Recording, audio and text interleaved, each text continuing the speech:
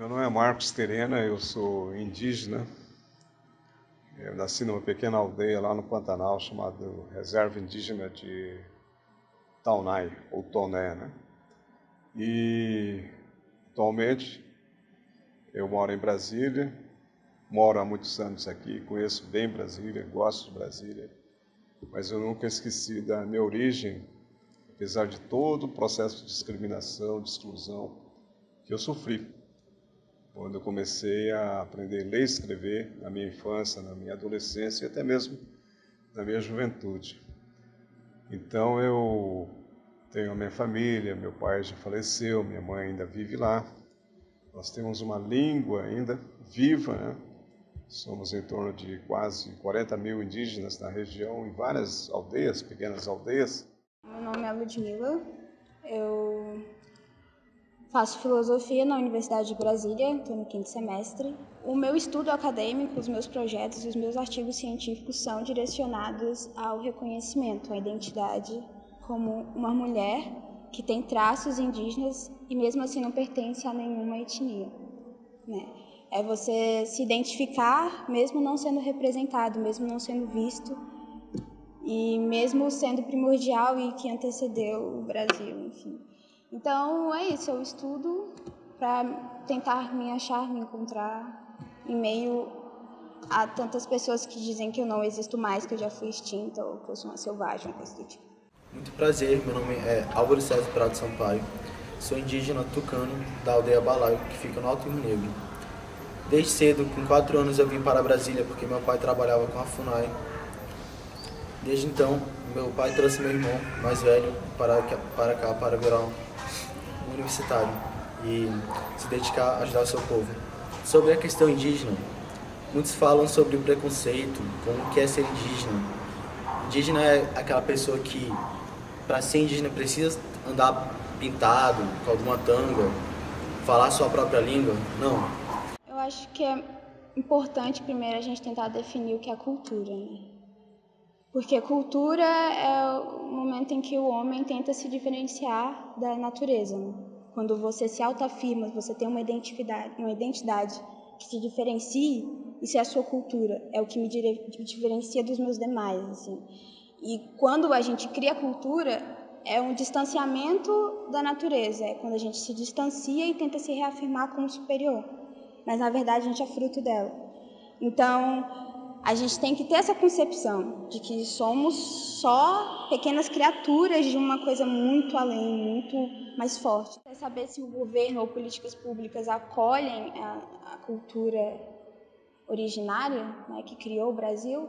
Eu vejo que não, porque a gente permanece em um estado racista, né? Então, se ele acolhesse, a gente viveria em um mundo totalmente diferente. E muitas vezes a sociedade do não índio, ela pensa que sabe tudo.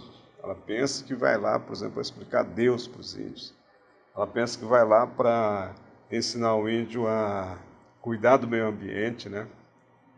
Ele pensa que vai lá e vai ensinar o índio a ter força física, a ter força de remar, seja para as crianças, seja para os jovens. Esses valores indígenas, eles têm que estar em equilíbrio com os valores da ciência e da modernidade. Não tem como não sofrer preconceito no Brasil. Muitos sabem disso. Eu mesmo gosto de ser chamado pelo meu próprio nome. Quando me perguntam se eu sou indígena, porque eu me visto assim, eu falo, sou.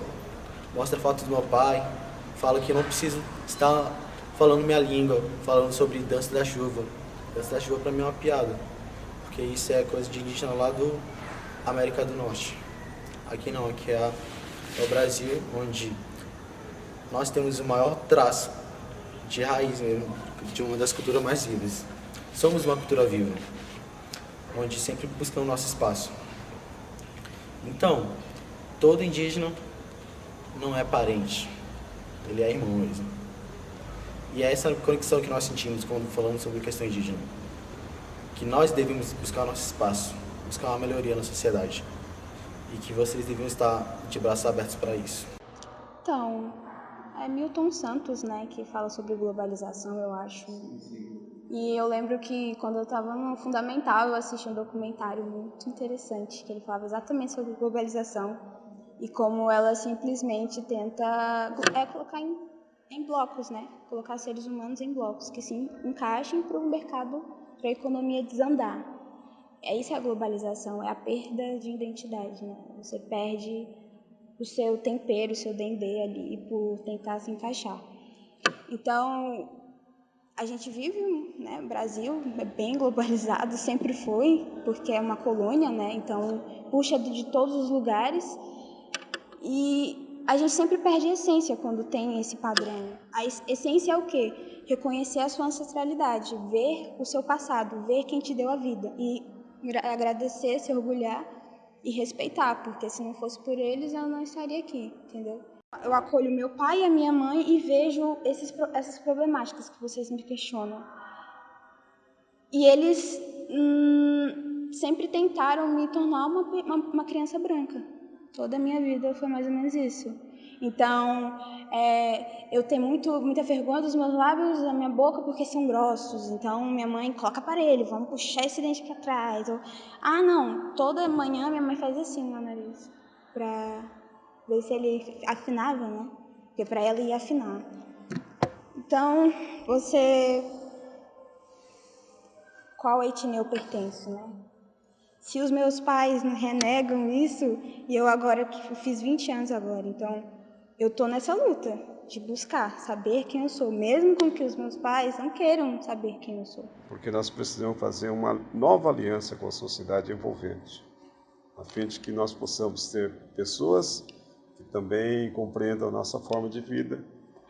E acredito que a nova geração de brasileiros começa a despertar para isso, sem discriminação, sem preconceito e principalmente sem exclusão.